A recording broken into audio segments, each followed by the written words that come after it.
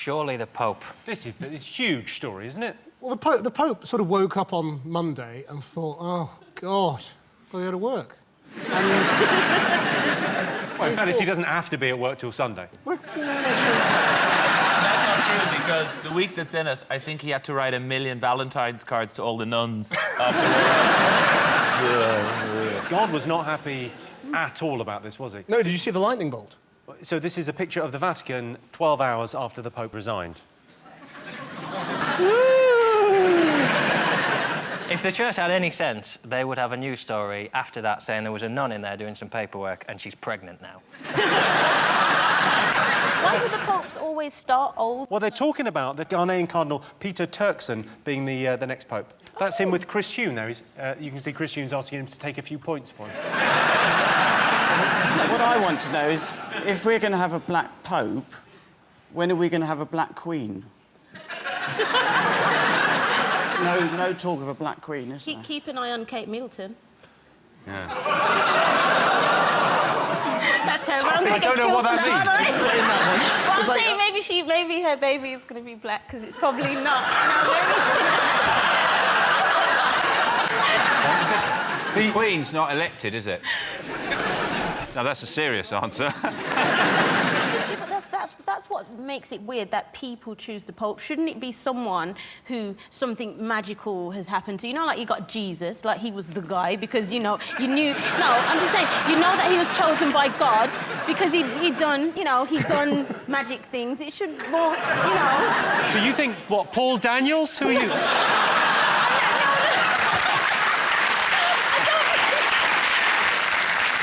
Let's have a look and see if the Pope's up there. Yes, the Pope's resigned. Yes, the Pope has resigned. He's going to be difficult to replace. Where are we going to find another paedophile apologist who's also a Nazi? OK. Can I just do a little disclaimer?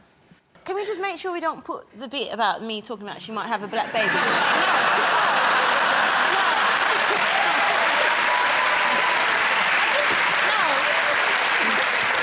I'm really scared of the royal family. Are you genuinely scared of the royal family? I'm just scared that they can kill you, they can organise. Once a decade, they do one of their own. They don't go outside the family. If Kate Middleton has a white baby, they'll just ignore you. If she has a black baby, they'll have their own problems to deal with. There'll be a lot of questions to ask. The main worry is not if it's black, it's whether it's ginger. That's the main worry. That's the thing everyone's worried about.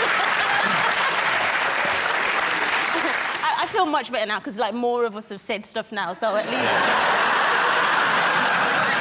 Sean, Jamelia, Paul, what else have the nation been talking about? Well, there's been this business in North Korea with their successful nuclear test. They're trying to build a nuclear warhead small enough to go on a missile, basically. Okay. So they've miniaturised it. It has a range of 1,000 kilometres, so it could hit Japan or China, but not the US or UK. So if you're watching North Korea, you.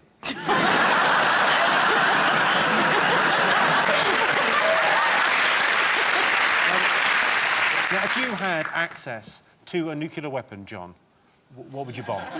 I don't think I'd bomb anyone, because then the threat's gone. I'd just carry it around with me. I'm like I'm going to check in on the news now. News.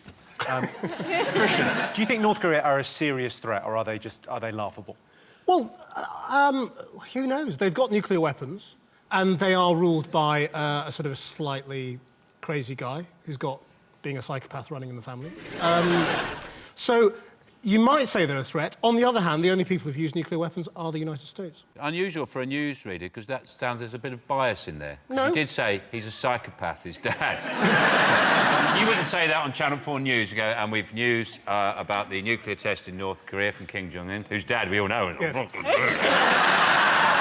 would not do that on the news, would you? I'm not on the news. So that's going to turn out bad. Have you not? Run for your life!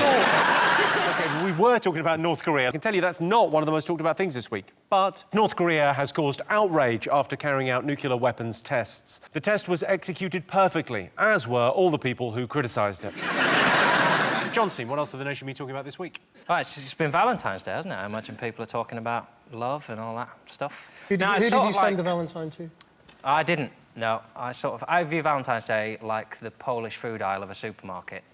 I don't really know what it's for, but I like to look at it.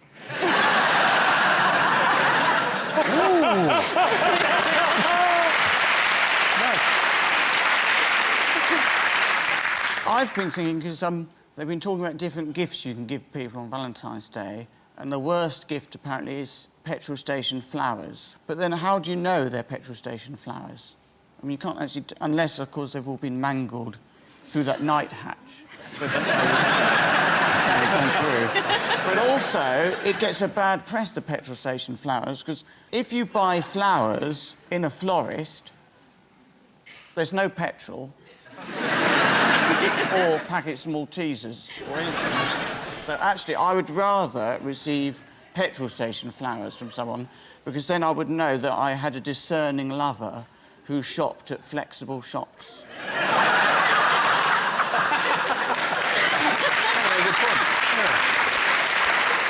Valentine's Day, I think, is just too much pressure, and it's for uninventive people. Everyone gives red roses and chocolates. It's like, think of something yourself, like, do something a little bit more creative. Like, to me, I tried just that. so... I tried that, but it backfired. Yeah, because it's rubbish. What did you try, Sean? I made a card for my wife/girlfriend lodger, and I made it myself, and she didn't like it. That's sweet, though. No, that's... Yeah, but I do. better. So what it is, I cut a picture of a heart out of a cigarette packet. Creative. On a card. Would you describe yourself as a tech addict, yes or no? Well, I don't feel I have to answer that question, and I'm shutting your butt down. I've answered that question before, and I don't see what you've got a right to talk about. I've said all I want to say on that subject. But do you think about it? But do you think the tech... I'm not your... Would you describe I'm not your slave, and you're not my master. Would you describe yourself as a tech addict? No, but would you describe yourself as a tech addict? OK. Are you obsessed by technology? I would have said I was a tech addict. I've been a tech addict all my life, but I'm now getting to this point where everyone is a tech addict, and I'm finding it slightly repellent. My feeling is that we've lost what I call shite talk, which is where 10 years ago an entire evening of conversation could be based around an easily verifiable untrue fact. You know, somebody like, do you remember when Wesley Snipes was in Grange Hill? Yeah, I think I do. And someone's just like, not true. Hashtag I'm so lonely. What annoys me is I think people have lost is just the ability to look out of a window on a train. People can't... They sit there looking at old text messages, conversations you've had in the past, because you can't bear to think for a second. Like old people didn't do. They didn't get on a bus with a shoebox full of letters.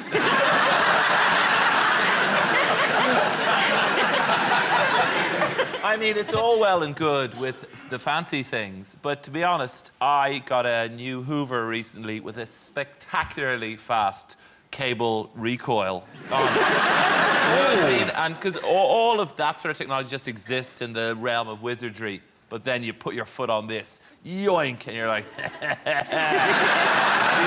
I like it. I do aspire to once being trapped somewhere with just the Hoover, and then I'd get the plug end, and I'd fire it up like that, and then just hit the button, hold on to it, and Wow. It's interesting the way they invented that was that somebody who was hoovering, needed to get out of there fast. There's a situation where they're hoovering and think, I better get out of here. Bang! We're gone.